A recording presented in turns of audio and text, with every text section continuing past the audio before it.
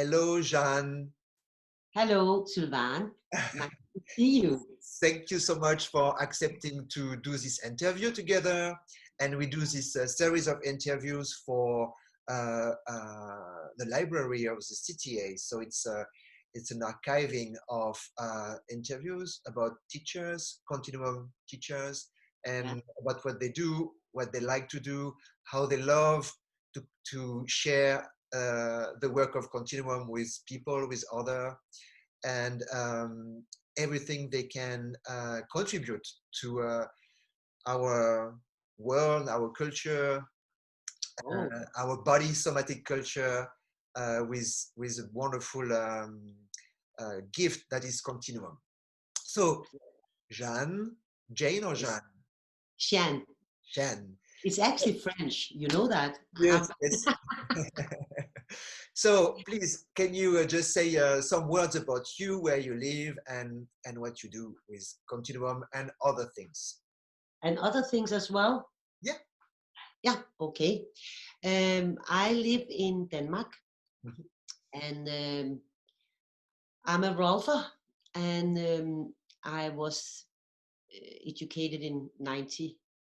And through my Rolf Institute, I met Continuum at a conference, Mhm. and Susan Harper was introduced Continuum, and I have joined that course. I didn't know what it was. I was totally, you know, You yeah, do it. I tried, and then I was totally in defense because as a Scandinavian we are not very fun, we are not very happy for sounding and be loud and all that stuff. We are more a little bit backward and like that, and here we have to make sounding and turn around and all that stuff, and she could do a lot with her stomach, and I was totally like that. So it was, I don't know, I was so defensive. But anyway, I was there for 2 days. You are a polite person, so you stay on and stay on. And then I could feel afterward how wonderful it was for my body. How, how I was so, how to say that? It was so relaxing for my body and my soul and my mind. I mean, I came home and I felt so good. Mhm. So I knew that I had to go for this. I Okay. just had to go for that Mhm. because it was something different and it did something different to me. And I just have to search for what it was. Even though I knew I had a lot of defense system like this and all that. And that's where I started, and that's where I met Continuum. And I think it was in 96 or something like that. Mhm. And then she came again and she did something with the movement teacher Hubert Godard from French, actually. Yeah. And I joined that and I joined it again. And then Kim Brody was coming to Norway. Mhm. And then I went to Norway for a lot of Kim's workshops. Okay. And of course, my friend Tone Mhm. from Norway, Yeah. we decided to go to Emmeline at least. Yeah. Before I went to Emmeline, I was very scared to meet this lady. She Mhm. was very powerful, and I thought and she is, but that was a little bit scary to go on those retreat on 7 days and 10 days, and I was a little bit scared about that. Mhm. So Tone and me decided to go to United States for 5 weeks. So we did that Wow. and Mhm. follow Emmeline, and it was it was the best thing I ever done in my life. I have to say it. I felt that my Rolfing, my Rolf movement, everything I have done up till now, Mhm. and all my um, my therapy, my supervision, all those things I have done to improve my life and me and all that was kind of merged together in a wonderful I get touched. I get, because it was so strong for me. Yeah, it was like everything came together, and I didn't have any words for it, but it was like it was in my tissue or whatever. Like a reawakening of something that That was so very original. powerful. Yeah, so original. And all the things that she said, Emmeline, even though it's not my language, and she used some of her own language, you know, she makes some language up, Yes. and it was pretty sophisticated language as well. But it didn't matter. It was like my body was just catching uh, the things she was presenting. And the one thing she presented that did a very big impression on me was that we all want to be connected, and we all want to be united, and we are all united to a bigger universe. And it was like, then I was not alone anymore. It was very how to say that, it was just something that was so it was so much into my cell, what she said. And Give you a sense of belonging, of yeah, yeah, to the world, to something larger. yeah, bigger than me, and we Yeah. belong all together. And it was just that I could lean into something that was bigger than me. And I don't know, it was fantastic. So, and I still think that I kept that inside of me. Or yeah, in that sense. I have done a lot of Buddhist training as well, and you know, meditated and all that. And you sit still on a chair. Here, it was like my whole body, my whole fluid system was into this bigger, bigger something. And she didn't put any religion on it. She didn't put any, you know, all that. It was my own inner, yeah, it was my own inner belief system. There was so much inspired and opening up and all that stuff. So it was a very big trip for me. And she said that I was allowed to teach it when I come back home. And I have never taught before. So, and I just have, it was like, oh, I got the, you know, you should try this. Everybody should try that. I also had that when I become a Rolfer. I think everybody should be Rolf. We will get a better world with everybody was in their body and get Rolf and all that. So I had the same feeling here. So that was pretty big for me. So I started to teach, and it was something, because I felt pretty, you have to lay down and show, you know, the sounding and the body, how it works and all that. And I was so shy. I mean, I get red in my head, and I think I was very naked, very naked.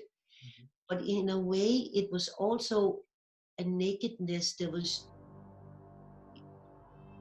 we all have, if you know, it was like, we That was all have kind of this, a truth, something very true yeah, about yeah, oneself. yeah. So it was like, I worked with that to have the God to show who I was, in also where I didn't even know who I was. I mean, who knows what's in and connected, and who knows. So I started my journey there. So and it was big for me, I have to say. And then Sounds like it changed your life, this it trip did it, in America. Yeah. it did it totally changed my work as a rolfer, my personality. I don't know, people have to say, but I felt that way. And then I start to teach and learn how to teach. It's a learning, because you have to hold the group, the energy, all that stuff. And yeah, so I started to get some training in another kind of therapy training, to be better to hold the group, and to how to teach this uh, difficult material, because it's like you don't tell people you have to do this, this, and this, and this. It's like go in, you have those things you can play with, and then go in and see what there is underneath, or Yeah. whatever. So it's not exercise, it's not from A to B to C. It's, and you don't have to understand it. It's very, but it's so embodied, I Mhm. think. And Mhm. it's and it can shows up in many different ways. I mean, you come into something that's very hurtful, you come into something that's very big and heartful, and you meet all those places. Yes. And I think it's incredible what this work can do. Yeah. But you have to be ready to meet those places, and you have Yeah, to be ready to also take your own responsibility and your own to really go with it's yourself. Like, as you said very, very clearly, it's not like you have to do like an external thing, like an exercise. You don't have to feel in the dot, but you really have to create the story. And so you have to know that you are the one who is creating the story and yeah, creating this experience, and that's not so easy sometimes for people. We no, all know that as teacher, that it's not yeah, yeah, yeah. easy. Some people have difficulties because they are people or the culture taught them, teach them how to learn and how to move in through life and through experience. But this is a very different position. It's so different. And I mean, I have been all those places as well when it was tough, where I had a defense system up, and where I met, old trauma, old things, old stories, old something I have forgot, something I thought I had worked with, blah, blah, blah. I mean, we have all been there. Once I was on some of the first courses, some of the first retreats with Emmeline, I think I cried for 7 days. Ah, I think I cried, literally, I cried for 7 days. wow. And what was fantastic was there was the group, but nobody was curdling me. Mhm. I felt I have the space to be there and not be alone. It was Mhm. like this funny thing that you were seen, Mhm. but you also have the space just to be sad, or all those things that went through. So, I mean, we have all been in the painful places, Yeah. and Listening it's not to, all. no, sorry, Yeah, come uh, on. listening to you, I feel like almost like these 5 weeks in the States and all the process that brought you to Continuum is almost like an initiation of a transformation that's very deep, and that brought you to another level of being in your life or whatever. She brought me to another no, not her, but the way she was allowing me to come to another place. And she said that very clearly once. She said she once had a teacher that was allowing people to grow their own things up, and she said that that was her purpose with us, like allowing us and support us to, yeah, to enter this place or whatever. Yes, yes, Yeah. yes, So in that sense, I think she was pretty fantastic. Yeah. yes, yes. I love her deeply. Yes, yes, we all do. So I just want to come back. You said something in the beginning of this interview about the Scandinavian culture, or that something a little bit um, retrieved or a bit cautious, maybe in the culture. So what brought you, from what kind of background or family are you coming from? What brought you to Rolfing and then Continuum? What was your personal quest in that Oh yeah. embodiment process in this culture? So if you can say a few words about that. Yeah.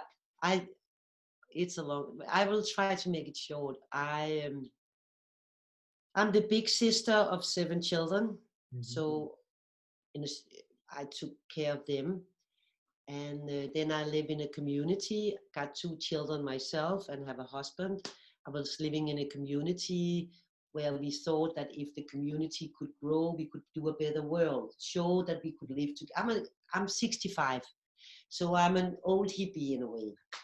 Oh, you know, so we were trying this, have all this, and then we had a factory and we have gardening and we were growing all those things, all those ideas for a better world, Yeah. actually.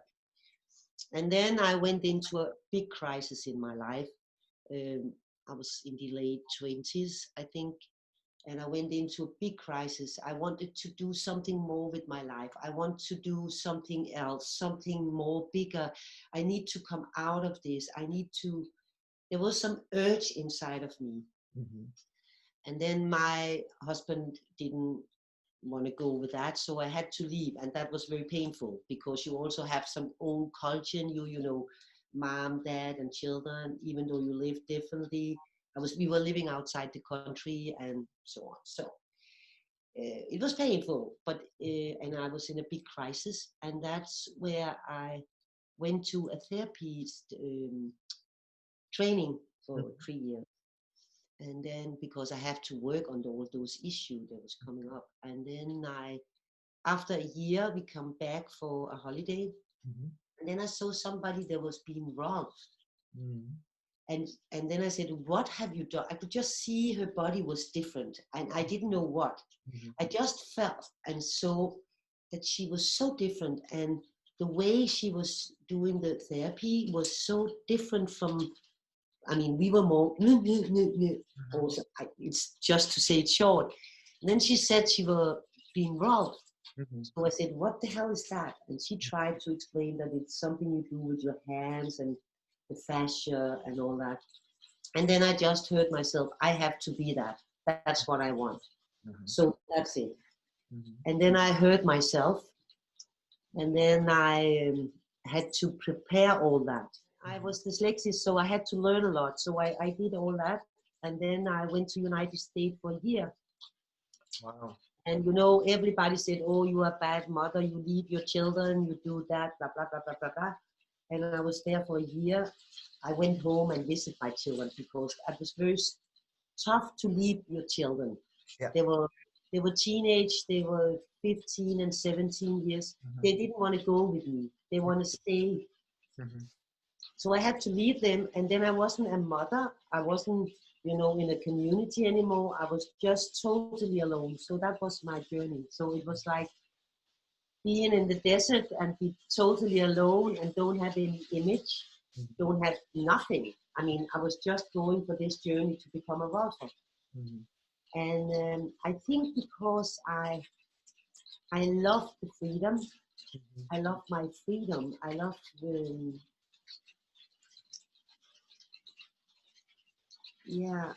I just love my freedom. To get free and to get free of all this, to get free of all the cultural stuff. I actually got free of a lot of cultural stuff with going away for so long. What my family expected, what my friends expected, well, everything. So I was actually cutting a lot, except my children, of course, and my family. But in many ways, yes. So I was, it was tough. Yes, but you know, it sounds like you had to almost get out of the skin of that cultural body to get into the role thing and to continuum. So it's almost like a rebirth into your own freedom. Maybe it sounds. I've never seen it that way. That's nice when you present it like that. It's actually right. Yeah. Like almost shading your skin, like the snake shade the skin, the cultural stuff. So you can really go into your body and be in your body, and it's a new body because it's a body that is more free than it was before. Wow, I think that's a very big inspiration. I think for people, I think there is such an emergency and an urge to be able to do that. To how do we go out of sometimes this very powerful armor of beliefs and conditioning, cultural conditioning. And I think many people maybe that are watching us feel that this urge and how to do that. And I think it's a beautiful example what you described, how through Rolfing and then through Continuum you can actually take this path into Yeah. your own body and in like have a different way to be present Yeah. in your life. Yeah. It's painful. It was very painful sometimes, Yeah, and you feel so alone in a yeah, way yeah. many times. Yeah. So and I think that when meeting with the Continuum community Mm-hmm. was very, very nice for me, because it's I feel I feel, of course, there's not so big ego in the community, and I feel they're we are very supportive. Mm-hmm. I feel the people I connect with, at least, but I feel the community is very supportive, and they're not big egos in the same way as the Rolfers. I don't hope they hear it, but that's how it is. The Rolfers as well, but I feel more connected to the Continuum community. And I also think, because both the Rolf Institute was in America, the Continuum is in America, I don't feel it's far away, so I still have my freedom in a way. It's not, Denmark is a very small country, and if I don't get out traveling, I feel I get locked down of the culture. Mm-hmm. So for me, it's very important to Mm-hmm. have this to come out. Yeah, yeah. So next question is, how, when you got the Rolfing training, and then you became a Rolfer, and then the Continuum, how was it received in Denmark? How could you connect with this work, which I probably was very pioneering at that time? Yeah, the Rolfing was as well Yeah, very. I think we were 3 Rolfers or something when I become a Rolfer. yeah. I don't know. In the beginning with the Continuum, it was new, Mm-hmm. and I don't think I didn't have the skills as I have now, Yeah. but I did it, and they took it. But how? But some people stay on, Mm-hmm. and they're still, but a lot of people just tried. It was only I did a couple of hours Mm-hmm. every evening in 5 weeks, maybe, Yeah, or no, every Tuesday in 5 weeks, or yeah. like that. Mm-hmm. And it's tough to do it like that. It's easier to do retreats or a whole day or 2 days or Yeah. something like that. But I did, and then I start to put some. I felt that people got too spacey. It was because before I how to say, it was an experiment. So I was looking for how to get them more grounded when they get out of the door. And then I start to do some Rolf movement with the people. Mm-hmm. So I start to mix the Rolf movement with the Continuum in a way. Mm-hmm. And then I was mentored by Emmeline, Mm-hmm. and she said, I don't like that. Don't do that, Jeanne. This is totally Continuum. She was pretty tough. But then okay, Emmeline, you are in United States, I'm in Denmark. Yeah. I have to try what feels good to me. Yeah. So in that sense, I make a lot of experiments with the people, with my Yeah. classes, and and some people actually follow me, and they still follow. Mm-hmm. That's so incredible. And then I found, and I was study also with Peter Levine when I become a Rolfer. I've studied with Bonnie Bainbridge on and off. I've studied with authentic movement with Jeanne, and for different kind of things, and all that stuff. So I find a way to put something together, Mm-hmm. and now I have developed fascial flow, Mm-hmm. and it's a combination of all those things, because I think that what I saw with Continuum, if I only have them 2 hours, is different from if you have them the whole day. Then Yes. you can let people go afterwards. But with the Rolf movement, they get some structure, they get some um, if the arm is sitting like this, you can turn the arm back and you can do something to keep it where it has to be. Mhm. So your posture become better and your tone, the Mhm. tonus you have Mhm. become better.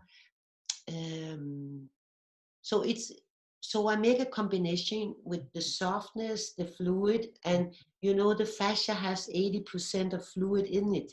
Mhm. So when we do continuum, we actually it's very much into the fascia as well. Mhm. But here I make a structure out of it. I think it's the easiest way to do it. Mhm. And for me, it's also nurturing Mhm. all the early patterns, all the early reflexes, all the early patterns, you know, and the gates where you take in and give out and all that, and it nurturing, it's helping, it's healing. Mhm. It's like uh, my point of view in that is that when you have a good tonus in the inside, in the core, Mhm. then it's easier to cope with the world. Uh-huh. So and I feel this is very much about relationship, Mhm. relation with me, with you, with the world, with the context. And Continuum have the same, you know. The Continuum is softening up the social nervous system, Mhm. and all that things is going into that, because you in Continuum you work with the fluid, Mhm. and it's before developing the Mhm. nervous system. Mhm. So in a way you go underneath, Mhm. and in a way you can combine combine that with the fascia. Mhm. I think it's a very good combination. Yeah, I have to say fascia flow. But to say that, I will say I love my continuum retreats. Mhm. It's different. It's very different. Mhm. So and that's have a quality for me. There's so much. I'm home. I'm totally home there. It's not that I'm not home in fascia flow. It's just maybe continuum is a praxis for me. Mhm. Yeah. It's my, instead of meditation, Mhm. instead of the Buddhist meditation I did, Mhm. I do continuum. Yeah. So it's a, yeah, Yeah. I could say that. Yeah, I think, yeah.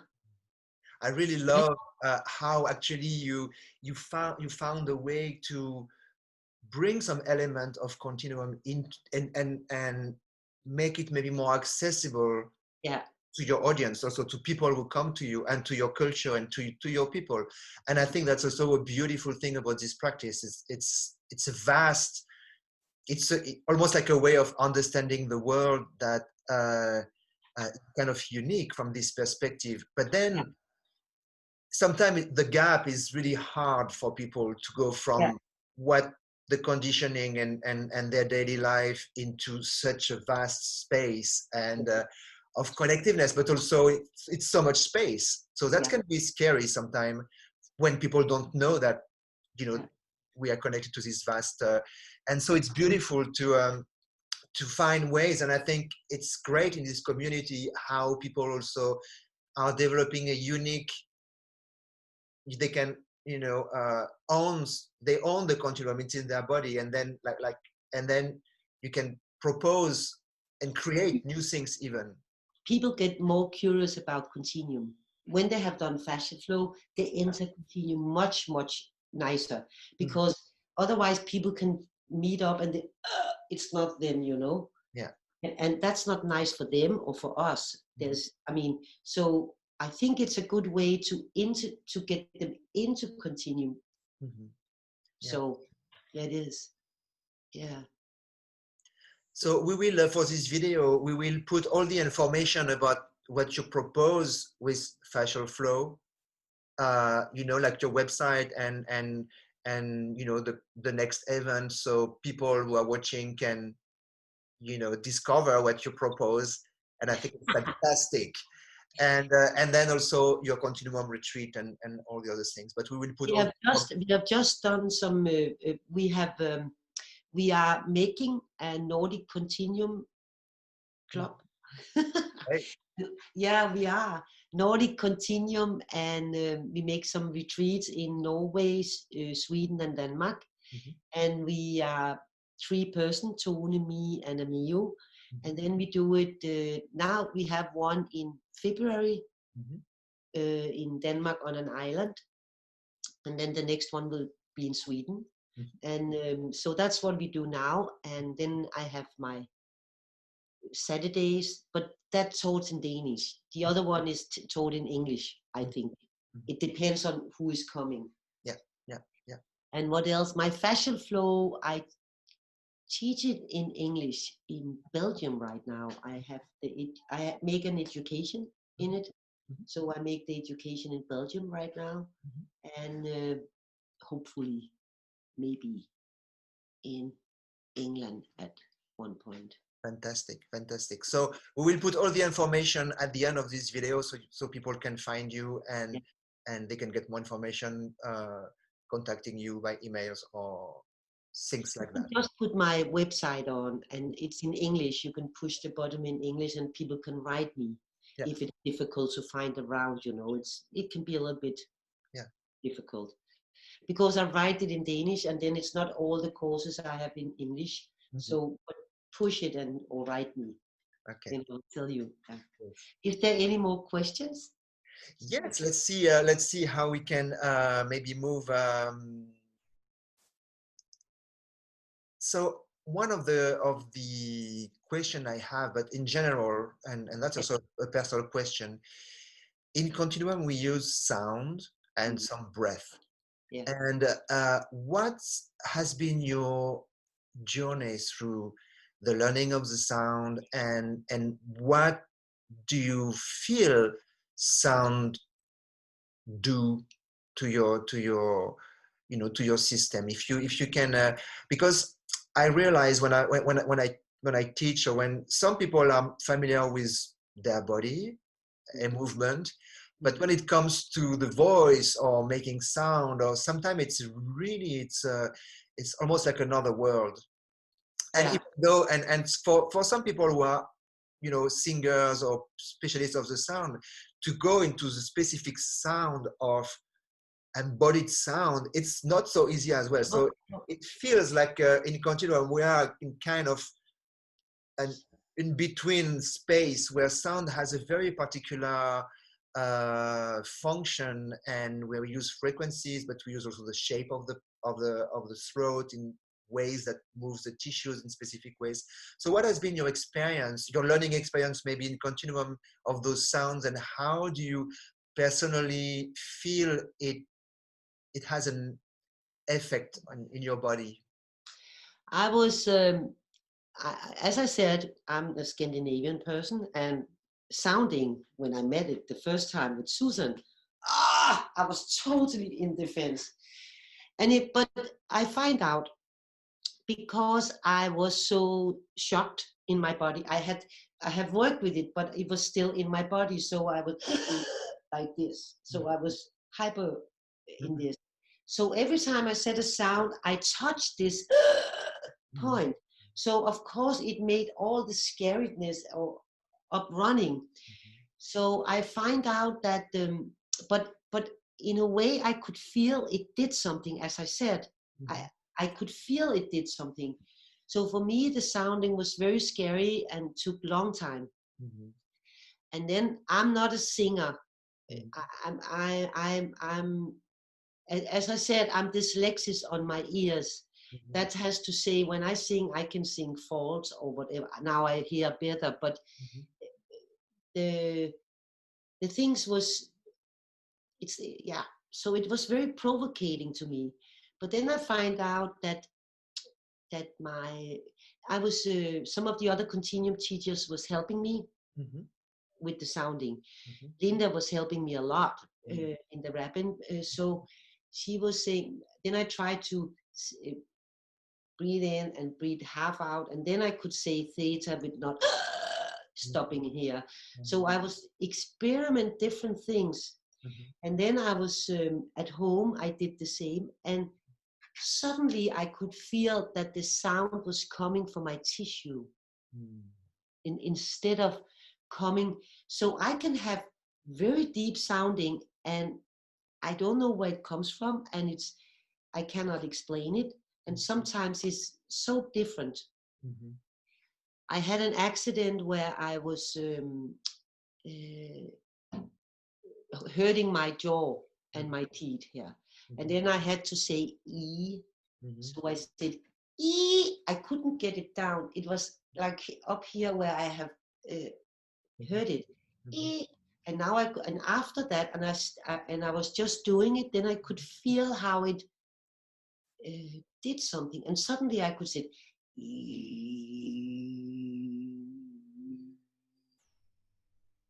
Then I could get it down, so I could feel the changes. But I think what can be difficult is to explain people to explain that it's okay to play and it's okay not to say it like I do, but it's the tissue have different kind of phases and different kind of timing, and you are a different place in your life this day and this day. So I think it's very it can be very it's a tough one. It's I a think process. It's a really a process of finding those sound and those breath. And I love how you talked about how the tissues sing. Yeah. A beautiful way to put it into words. Yeah. And also what I discovered that I have been a Buddhist for many, many years, and I was chanting Om Mani Padme Hum. And then when I did Continuum and the sounding, I find out that the chanting, the sounding actually have how to say it? Nursed my nervous system. So when I say sounding, I can feel my nervous system is releasing or regulate itself with the sounding. So it does a lot into the tissue. I mean, not always, but mostly. And what is your favorite breath or sound at this moment? Today, let's say today. Today, I think it's it's difficult. Puffo. Puffed O's. Yeah, I just love it. But there's many sounds I love. Yeah. I hated in the beginning the who bread. I hated it. But now I love it. And the who bread can really do something with the bread. I mean, it's so good for the diaphragm, and it's so good for all this. So you could, yeah. So when you work with people, what do you see in the process of that is happening when you use Continuum, when you use fascial flow, or what do you see happening in through these people, if you can? Yeah, I'm gonna try.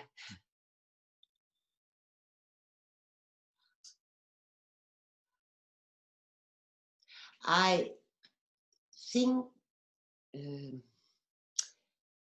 for my personal, I can say it for my personal stuff, I'm better to listen to my sensation and listen to my intuition and go with that. It's easier. It's much easier instead of going to my head. It's easier to stay here and come there from there to others. And I see that people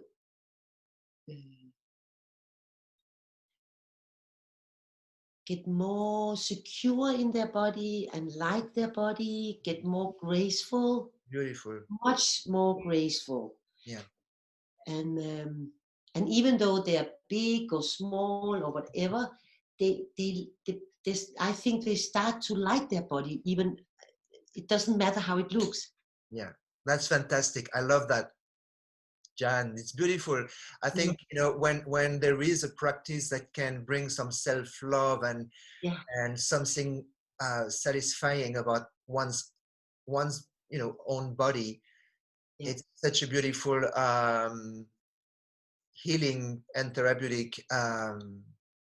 And my people, when we do fashion flow, I always put them into some soft things first. They look beautiful, and the way they enjoy just lying there and do something, you know. It's beautiful. I think it's beautiful. And sometimes I want to film them so they can see how beautiful they are. It's nice. Do you feel that we value enough that in our societies, in No, our culture? no, no, I don't. There is still a lot of work to do in order to bring more self-love and self-compassion Yeah, into our bodies. yeah. I mean, if you have that, I don't, I think if you can feel yourself and the other, you know, it's about double consciousness. I mean, that's what you learn in Continuum as well. How is this and how is this and where does it go and blah, blah, blah, and all that. Then I don't think we will have any war. I know it's very naive, but I think we will handle things better, hopefully. Yeah. It's a One, bigger picture. yes, one last question on this. So in Continuum, you know, like there is a very clear statement that the human body is an evolutionary process and a part of a bigger planetary process. And so the body we have now in 2019 is like that, but in 2000 or 2 million years, like, so if we're still here, what it will look like. So do you have a feeling at this moment, because it seems like we are living a particular moment, a kind of a crisis, a global crisis that I think many people feel, whether it's the change on the planet itself, the change in culture, in technology, and the change in, you know, many things. So do you feel that through Continuum, it's a sort of a way that we can, you know, I love how you described your entry from, you know, your life and then Rolfing and Continuum, almost like, wow, you got another body, or almost another presence. I did. I Yes, actually did. you did that. And do you feel that So Continuum it's can, physical as well. yes, Yeah. do that to in this particular moment, that it's maybe one of the way to um, engage oneself into transforming into what will be the next body we need in order to function in the future. Ah, oh, What are your thoughts on that? it's a very difficult question. I I don't know what to say, but I can say something that make a big impression for me that Emmeline always said. Yeah. How can I function? How can I uh, keep my biosphere in this world? I cannot change the world, but Yeah. how can I cope in my body in a good way to be in my biosphere and still be a living person, be a living yeah, Yeah. I don't know how to say it. She said that is how can I not go into pieces and still, yeah. Yeah. Yes. And I feel that Continuum keep me together in this world and not get uh, into pieces, Yeah. because there's a lot of pain. There's so much pain out there in any directions. I mean, war between each other, the climate, everything. But how can I stand and still be here as a person? Yeah, global. Say a whole instead of big fragmented. A Yeah, kind of yeah. And I brilliant. think that Continuum is helping me to be to do that Yeah. very much. Yeah. Yeah. Yeah. So, Jeanne, what would you say to someone who is looking for a change, something, you know, to an improvement in their life, in their relationship to their body or themselves, and they'd like to do something and they don't exactly know how to do that?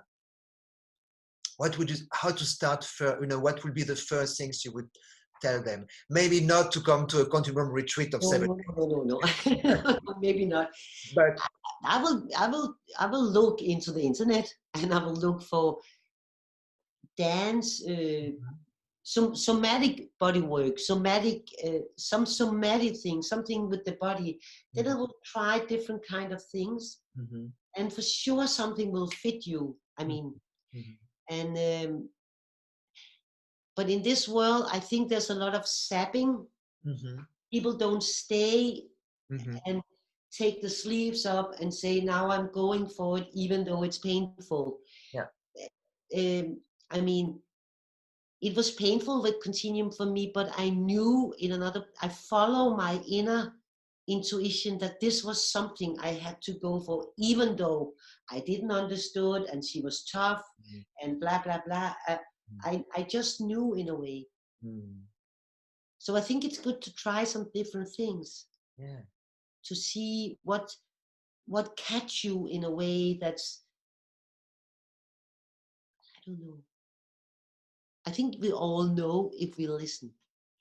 It sounds, when I hear you, it sounds that anyway, when you talk about this, there is something very passionate in the way you express words about, the body and continuum and fascial flow, that there is something in this vital force that you have to be passionate or find some passion in some ways, in a way to live and be here and be present in one's life. Yeah, maybe. Yeah, go for that. What can I say? What can I say, Sylvain? That you are passionate, that you're a passionate being. Yeah.